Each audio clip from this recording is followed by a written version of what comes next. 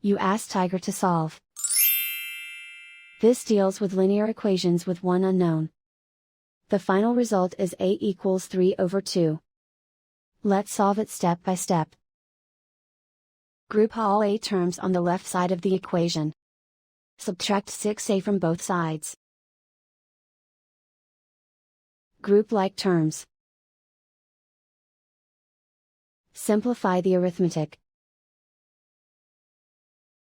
Group like terms. Simplify the arithmetic. Group all constants on the right side of the equation. Add 9 to both sides. Simplify the arithmetic.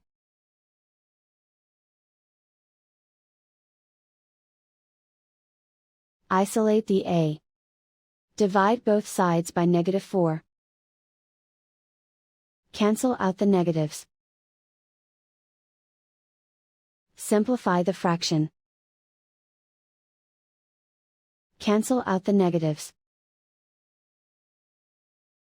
Find the greatest common factor of the numerator and denominator.